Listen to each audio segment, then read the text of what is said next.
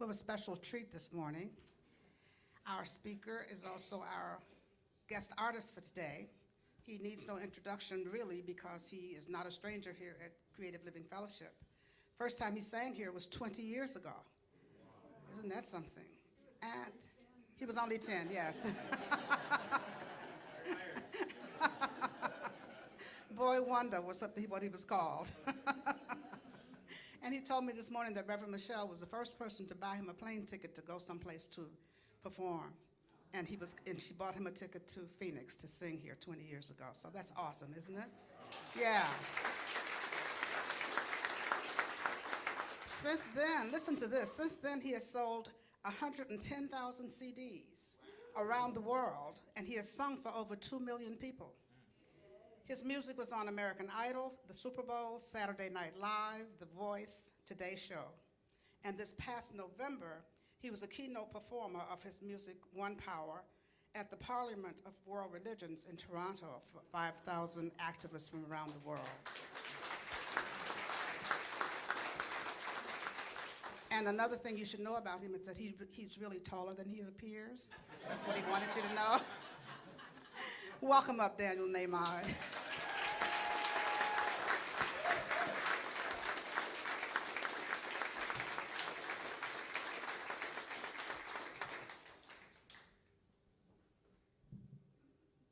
That last point was the most important.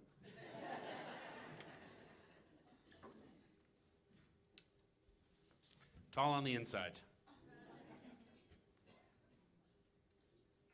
My little boy is 7, which means he's almost taller than me, so that's good.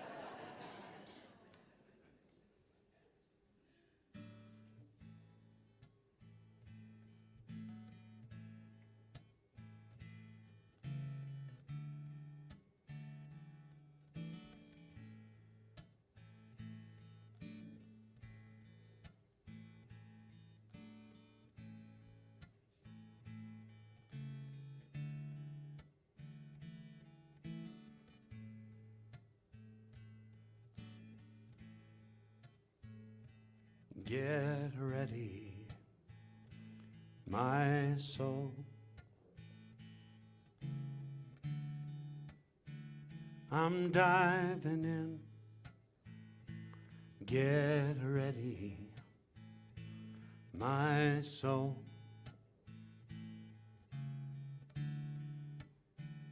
I'm diving in to the deepest kind of love, to the sweetest kind of life.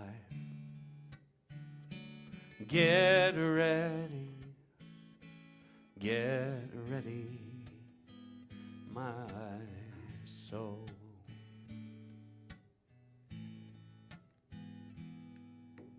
Everything I've ever done,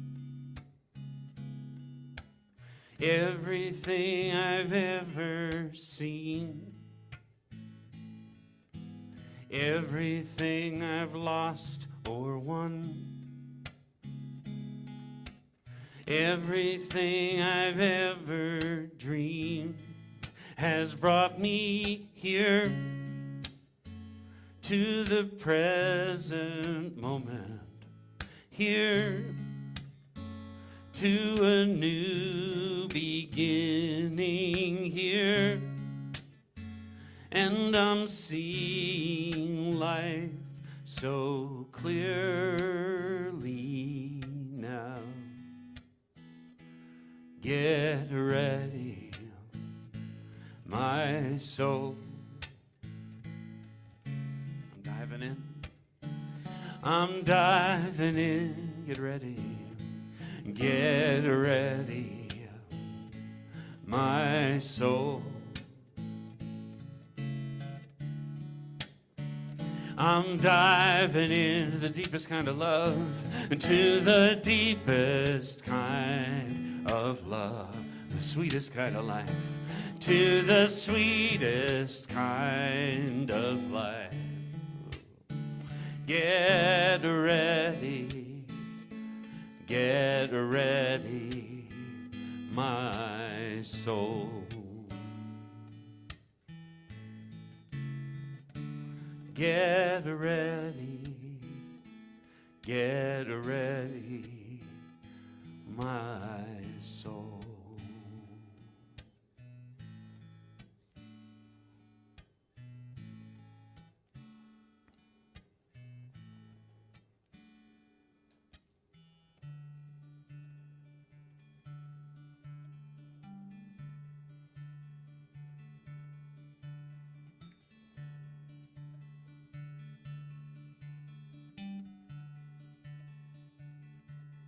It's a whisper. This crowd is way too loud for me to hear it, but I can feel it. It's a secret. Distant rumble of thunder shaking the ground, announcing the sound. And I alone can find the tone, the finest note I've never heard. They can take my money, they can have my car, they can mock my spirit, they can break my heart, they can run me down, tell me never return. But I guess that's a lesson that I'll never learn, 'cause when this life is over, when it's said and done, I ain't gonna lie, I don't wanna die with my song unsung, my song unsung. Whoa, whoa, whoa, whoa.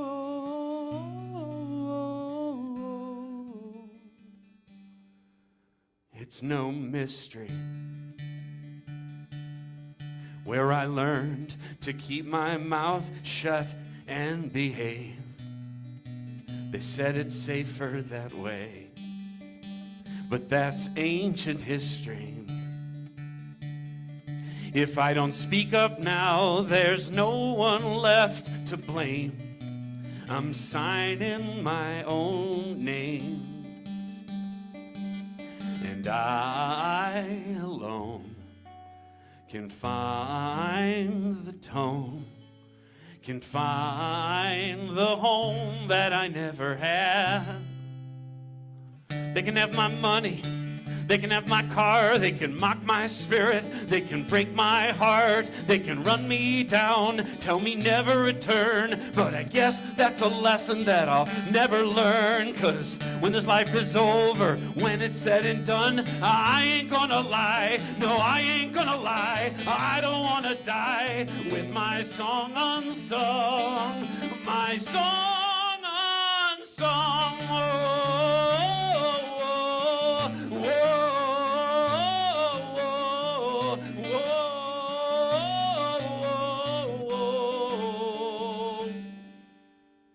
What if no one listens? What if no one cares? If I'm soon forgotten, was I ever there?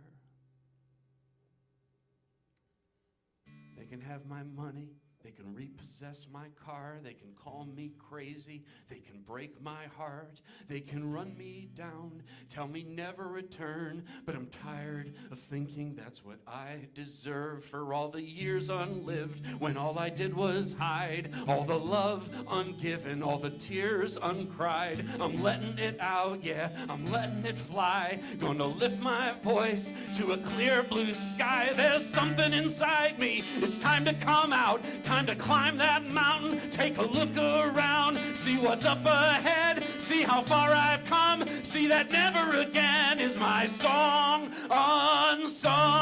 Oh, oh, oh, oh, oh, my song unsung.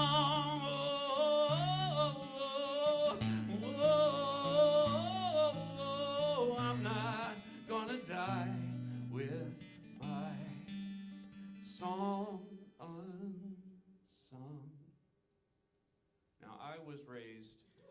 to be a.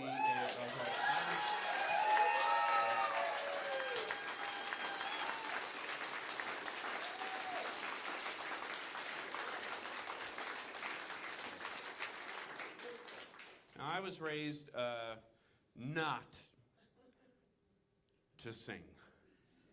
I was raised to be a lawyer, pretty much. Both of my parents are attorneys. I'm still recovering. And I was supposed to be wearing a suit, dressing much nicer than I dress for work, sorry. And being a nice professional, nice Jewish boy, marry a nice Jewish girl, have a 401k, which is something I vaguely remember, and retire having lived a good, respectable, clear-cut life. And yeah, number of those boxes I could check, very, very few of them. So I have been inventing a living by inventing music for 20 years. And it is, as I've gotten older, I've realized how unlikely it is, more and more. I've never taken it for granted, but I've realized how statistically improbable it was that I'd moved to LA in 1997 in a little Toyota Tercel, and 20 years later still have not gotten a day job, and never, I didn't get a mortgage, but I did marry a mortgage, and I haven't been late on it since, So that's something. So for some reason, and I don't know the reason, when I was asked what I would talk about and sing about today, the subject of perseverance came to mind. And 4 of the most powerful words I've ever heard strung together came to mind. So I've never talked about this before publicly, and I thought I'd share it with you today. And my only goal, other than for you to just basically enjoy yourself for the next few minutes, is if it provokes a thought, just like I do in my workshops, I say, if it provokes a thought, then my work is done. Write it down or don't, care or don't, agree or don't, think about it later or don't, that's none of my business. But it is a provocative question, in my mind anyway, of what is it we attempt to do and how do we stick with it? Whatever it is. A relationship, a job, a physical fitness, an art form, a church, a business, whatever it is. How do we stick with it? And maybe more accurately, why is it so obviously hard to stick with almost anything? And what's really going on there? And what switch might we be able to flip to feel better and do better by our own estimation, not by anyone else's, at the thing that we're trying to do.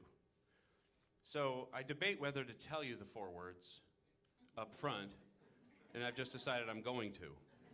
All right, you ready? Here are the 4 words that I saw in a magazine 20 years ago that I then put up on a piece of paper on the wall in my studio and had up for a solid decade. You ready? Write, that's the word W-R-I-T-E. Write, submit, forget, repeat.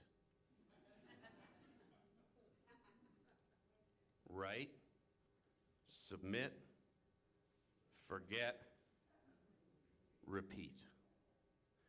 Sounds almost like shampoo instructions, right? And I'd actually, for the purpose of today, I'd change the word write to create. I am a music-centered guy because that's how I think and that's what I do, but it applies to anything as far as I can tell. Those 4 words, they're a kick in the pants. Write, submit, and none of those words are simple. So I wanted to talk about those 4 words.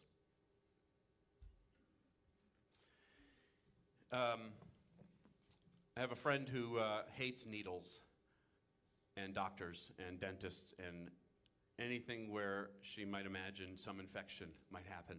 She is insane. Absolutely, absolutely insane about infection. Can't stand the whole, anything where anybody's wearing a white coat, she wants no part of it. And a few weeks ago she called and she said, I need you to talk me off the ledge. I have she hates her current little job, little part-time job. Husband works full-time, she works part-time, has a boy in high school, hates the job, wants to go back to being a substitute teacher, public schools in Chicago. And she used to be a full-time teacher, then had her son. She wants to go back at least to be a substitute teacher, and in order to do that, she needs to take a physical. In order to take a physical, she needs to get blood drawn. So she calls me up, she says, I need you to talk me off the ledge. You're my sanest friend. And I'm thinking, I believe you. And I've known this, I call her a girl because even though she's exactly my age, you know, I've known her since 1977 when we moved to Skokie and her house was next door to ours, right? That's how old a friend this is. So she calls me when she wants to talk to somebody who, her dad died when she was in high school, died of a heart attack. When she calls me when she wants to talk to somebody who remembers her dad, because I'm it, you know, very few people do. And she calls me when she wants sane advice about medical stuff. And she said, tell me why I should go get my blood drawn. And first I said, well, because you're not going to get sick, you're not going to get infected. The needle was baked and sterilized and chemically treated. They do 150 a day. They don't care about you. Nothing wrong will happen. She said, none of that's working. She said, so tell me something Danny style. Tell me really why I should go get my blood drawn. And I said, okay, because you love your boy more than anything on earth. And because you took your crappy part-time job to support your boy. And because it's not supporting your boy as much as you want it to. And substitute teaching not only inspires you more and helps kids in school get a dose of your loveliness, but it also adds more income to your family so that you can feel like you are better supporting your boy. So go get the blood test so all of that can be made possible. And she said, now that worked. Right? So for me, the subject of perseverance and the first word, create, does not come, as far as I can tell, cannot come from anybody cracking a whip, anybody telling you what to be, anybody telling you who you are, anybody telling you what's expected. Not in any deep and meaningful and true way. I force my 7-year-old boy out of bed at 6:45 in the morning so that he can get to school at 8 o'clock for first grade. That's different than what I'm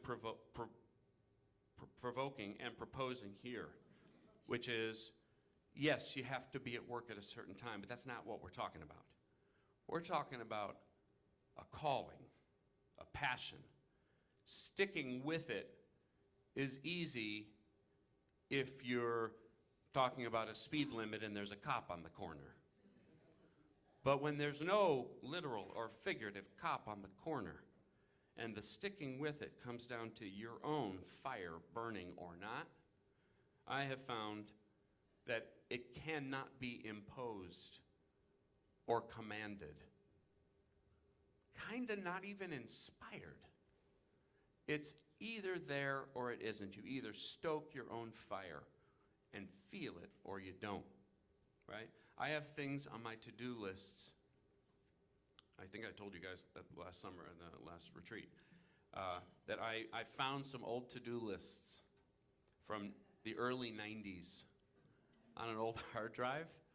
And some of the things on those to-do lists are still on my to-do list. Which was so depressing but hilarious and very enlightening. And I thought to myself, maybe it's time to not put these on a to-do list anymore Because if 25 years later I have failed to shame myself into doing them, I am clearly not going to. You know, and they were things that I should do. I'm in the music business. I should send that song out. I should make that call. I should find a this. I should book a that. And meanwhile, 25, 30 years later, I have failed to fake it. They're still on the list. And maybe you can think of something for yourself that you should have been doing all this time, that you still have not done. And the answer is, you're not gonna. It probably wasn't your idea to begin with. I once heard a speaker say, if you tell your fondest dream and your deepest passion to 10 closest people in your life, and they all think it's a great idea, it probably wasn't your idea. And in this case, if it shows up on your to-do list for year after year after year, and you never do it, it probably wasn't your idea, right? We know when it's ours to do. You know, I once had a woman come up to me after a show, and she said, Daniel, you write so many songs, you've made so many albums, you're so prolific. I have a son, he's so talented. He's 24 years old, he is an amazing writer. Amazing writer. He's gonna write such an amazing book, but he just can't seem to start. Can you go talk to him? And I said, I have a game I play with my little boy. When he asks a really tricky question, I say, do you want the little boy answer or the big boy answer? Not a game, not a game. I give him the choice, the simple answer or the complex answer. And in this case, I didn't give her a choice. I said, the answer is no. I'm not gonna go talk to your son. Oh, why? I said, well, 2 reasons. One is, it's absolutely none of my business, and sorry, none of your business, whether your son writes a book. Well, she didn't applaud. And then the second reason is, writing a book involves going into a room, closing the door, picking up a pen and a blank piece of paper, putting the paper in front of you, taking a breath, and pouring out what you would hope at every turn is a masterpiece onto the page. It is the loneliest, most thankless, most miserable job there ever was, and this goes for any art. You are alone with your clay. You are alone with your piano. You are alone with your math, if you're a mathematician. You're alone with it. If you are going to write your book, absolutely nobody can stop you, because you're clearly not writing it for the fun of it. And if you are not going to write your book, absolutely nobody can make you, right? So the create portion of these 4 words is to make sure, and you actually kind of don't even need to make sure, because it will demonstrate itself naturally, that the thing you are creating is the thing you want to create. Otherwise, you won't create it. So create or write or dance or choreograph or speechify or build or all those things. Or, flip that house, whatever plan you've got. You'll know, man, I keep putting that off. Well, that's why create is a sneaky word. I'm sure we can all think of the book we've never written. That's because we're not authors.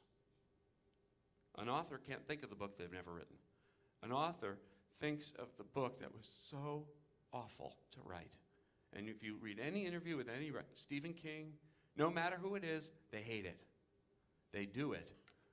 It's them. They don't enjoy it. It's not fun. It's theirs to do, unmistakably. And that's the first notion. Okay? The second one is submit. Now, there's a nice little pun, if I'm in a house of worship, to the word submit, and it kind of actually overlays and is significant. But let's start with just the notion. Submit means ask the girl out. Send in the resume. Make the phone call. Shop for the house. Go to the open house. Take the first class towards your real estate license. Submit. First step. Now, the trick about submitting is that it is a moment that seems pregnant with all kinds of extraordinary possibilities, almost none of which ever seem to come true. Submitting is a scary thing. How many manuscripts are still sitting in drawers? Because submitting is so terrifying. But I choose to think of the submit part on an island, right? You can send in the manuscript, and in the moment you're sending it, not care what happens. Then you can mail it, right? If you send it, well, I'm electric. Boogie woogie, sorry.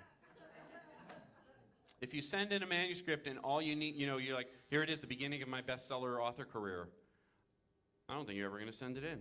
But if you send it in and say, that woman, that editor, she publishes books like mine, I'm sending it to her. Okay. That's enough, right? If the submitting process is loaded with all kinds of weight and attachment, as far as I've observed, it never happens. So, I've talked to people who say, I just want to finish my book because I just know it's going to change millions of lives. And I say, well, what if you knew that it wouldn't change any lives except your own? Would you still write it? Yes. Then write it. But deciding that it's going to impact millions of lives, that's a lot of pressure. And, by the way, is almost statistically impossible to come true. Sorry. There are brilliant people making brilliant movies and doing all kinds of brilliant art form every day. They're spending millions on making it and millions on marketing it, and nobody goes to see the movie. They don't know when they submit it whether anybody is going to pay to see it. Nobody knows. The biggest explosions of impact in a culture are really look for all intents and purposes like accidents. You make the movie because it's yours to make. You tell the story because it's yours to tell. You write the song because it's yours to write. The outcome is actually not up to you. It's not up to anybody, as far as I can tell.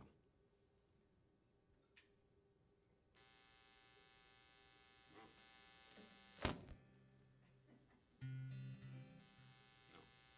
What's that buzz? Do you have any idea? All right.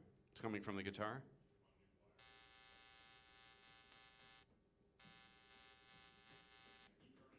I could drum. You know what? I can go to the piano instead. Well, yeah, a new cable would be great. Yeah, let me go to the piano. And do a song on piano instead. Thanks. Nice playing, by the way. Thank you. Anybody notice how good a piano player this guy is?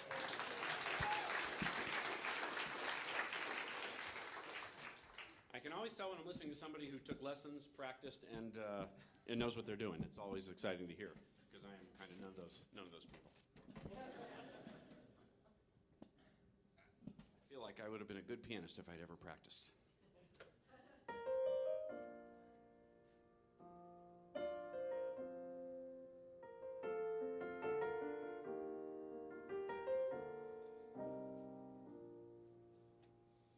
I'm through asking where I'm going. I've been asking all my life. I've grown tired of all this wondering when everything seems to turn out right. So when my mind needs something to do, wants to know the future, I whisper this: I'm okay. I've always been, and I'll always be that way. So here goes nothing. I'm taking a chance. I'm opening up, knowing that I'm in good hands. And here goes everything. It's all on the line. But I'm not afraid this time. Some say it's crazy. Some say naive to close my eyes and take the leap. But I know better, 'cause I believe even in the dark my soul can see. So when my mind plays its usual games, oh, my answer is always the same. Yeah. Here goes nothing.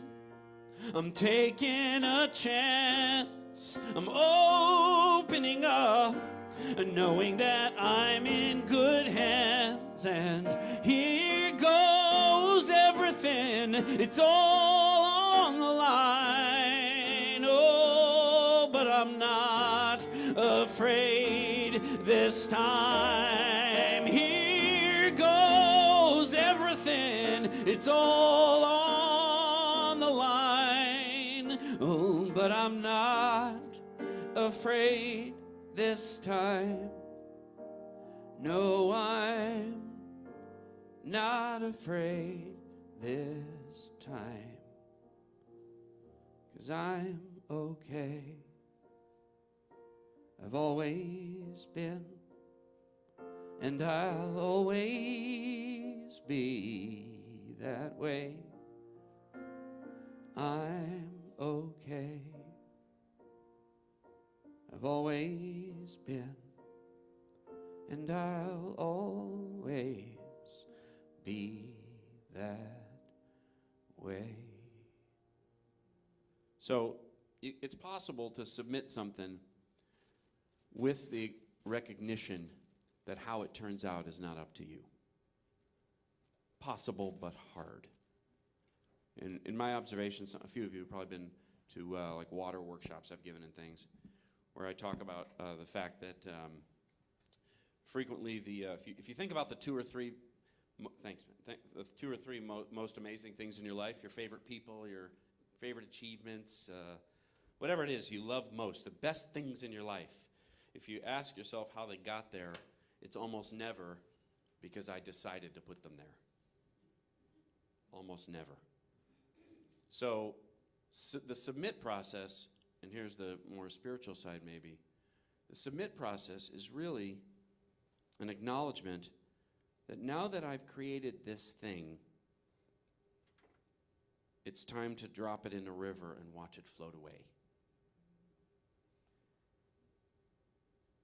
Not for me to do anything else but to put it out wherever it goes. And wherever it goes is an instinctive thing or a professional thing or a research thing. Wherever it goes matters. It matters where you send it. It matters where I send a song. It matters if I don't send a song. It matters if you don't send out the manuscript. It does. But once you do, it has floated out of your reach. And from there, I arrive at the third of these four amazing words, right? Create, submit, forget. I had a breakthrough. Oh, you know what? I have a great idea. Well, I don't know if it's a great idea. On the subject of perseverance, I had a moment. I've been trying for about. I have music on TV all the time, right? But that happens through music libraries. There's companies that represent a lot of music, and they place it in TV shows all the time. That's what they do. If you watch any show you ever watch, you don't notice, if it's well done, which it almost always is, you don't notice that you've just heard 40 10-second snippets of music. Almost any show. Comes and goes, except when there's a composer. But generally speaking, it's clips, little clips of music. That's me. That's me and tens of thousands, hundreds of thousands of other people. Every so often I notice myself, but not very often. It's just, it's everywhere all the time, and when it's in a show, it makes, $1.30 or $13. There have been a couple of very fun ones. Saturday Night Live was a good one. Jersey Shore, believe it or not, that piece of crap show, that was a good one. That may be a bunch of money. For some reason, people watch Jersey Shore all over the world, and every time they do, Danny gets paid. Anyway, point of the story, I'm going to run out of time. I've already run out of time, so I'm going to do something that's very difficult for me, which is be kind of brief at this point. Okay. So, because and this isn't me rambling for nothing. This is true for me. This is like my life story. This is 20 years of my life. Obviously, I'm not a highly polished act, but it's also not phoned in. I'm just talking to you for real, about how my observation of how things work. So I pursued, strong word. I had a friend inside one of the most prestigious music libraries in the world. It's an offshoot of one of the major labels, Universal, right?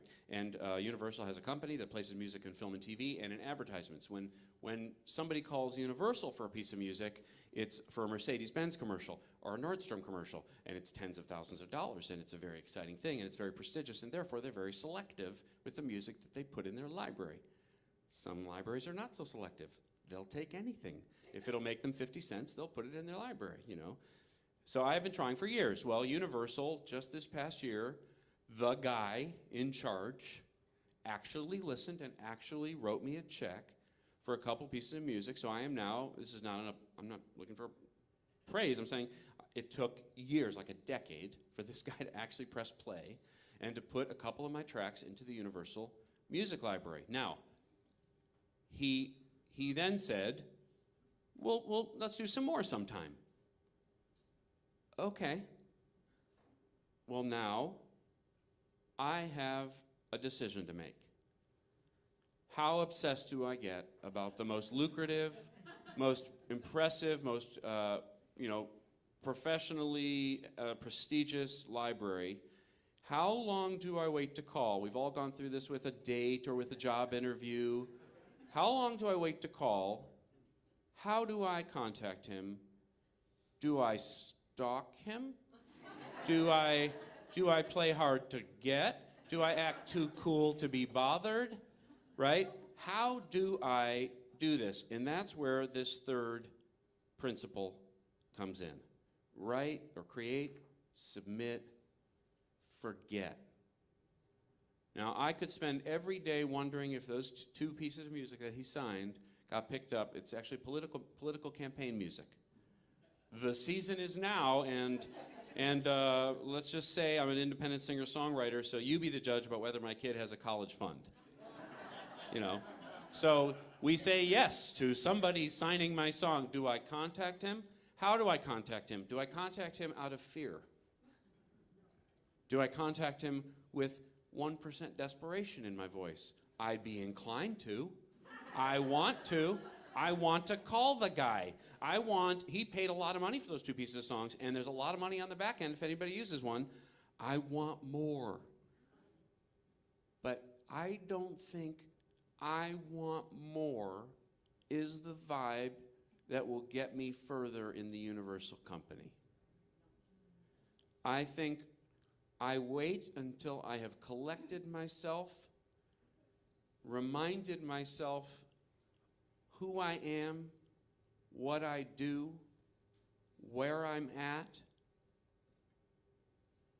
And in some sense, until I have forgotten the pitch, forgotten those two pieces of music, so that when I call, there is no desperate or fearful or needy or hungry energy. Instead, there is do we have a fit today, Carl? Anything I can do for you? Okay, I'll call you again. And he hangs up the phone, no bridge burned, no negative connotation, right? Forgetting is hard. That's the whole point on that one. Hang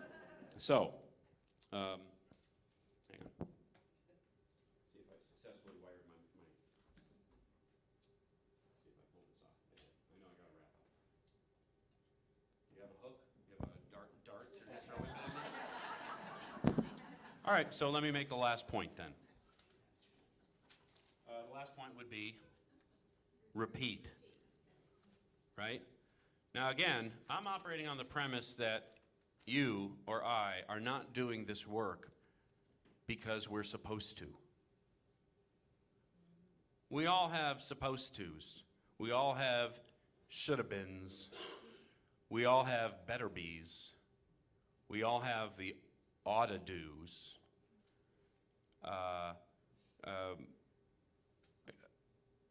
We all have, everybody has pressures and expectations layered on us, like layers of animation cells. You know, we are not pure. Sometimes I give a talk, The World According to Jude. You know, where Jude runs around the house naked, looks in the mirror, and thinks absolutely nothing negative about himself when he looks in the mirror, right? Nobody has laid over a cell of judgment about his belly or his butt or his toes or his hair or his nose or whatever. He doesn't have it yet, right? We all have layers and stories. So I'm operating on the assumption that the thing you're doing is the thing you want to do, because if it's the thing you're expected to do, you're feeling yourself getting older, you're feeling yourself depleted, and not in a good way, from doing this work. It's an expectation, it's a pressure, it's an ought or a should. But if you're doing the thing, if you started at the create with the thing you're called to do, and if you released it and forgot about it, then the slate is clear to do it again. Then repeat is not a burden and not a slog. Repeat is you know what I didn't try last time? I'm going to try that this time, right? Repeat is a joyful, exciting process. My brother writes movies and TV shows. It used to be full-time, now it's part-time. And but he once called me and he said, I just realized something about you and me. He said, I write screenplays, you write songs. If you had a big hit, or if I had a major studio picture made, I just realized, you know what we would both do the next day? Go back to work.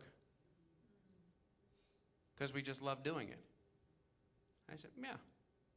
That's when you know you've got the right job. It's like, I love that phrase, integrity is doing the right thing when no one's looking. The right job is the job you would do when you no longer needed to. Because it's yours to do. And it can change. It probably will change. But in the meantime, yes, the day after you forget, you go to work again. You repeat. So here's the trick, the game I played with this whole concept of perseverance. Is perseverance implies that you will yourself to go on frequently. That's not how I view perseverance. I view perseverance as the drive and the fire you can't help but feel. The work you can't help but do. The love you can't help but give. The art you can't help but create. No whip needed to keep you going. No oughts or shoulds or expectations, no pressures, no pay to create and submit and forget and repeat. You know that you're doing the right work when there is no other way to be than to keep going around that cycle. If you do only one or two of those things, the tank runs dry. But to forget is to refill and refuel in order to go back around, alive, right? Truly alive. And I am always a hypocrite whenever I talk about anything or sing about anything. But on this particular subject, I can say that I have a lot of real-world experience in this. And it is not an easy cycle to go around. But go around it I do, because there's nothing else for me to do, if that makes sense. And so what I would wish for any of you is to find or fuel that thing and do that thing. Put it out in the world. Let it go. And then repeat. And it is a self-sustaining fire. And it is, to my mind, what living large is all about and what perseverance is all about.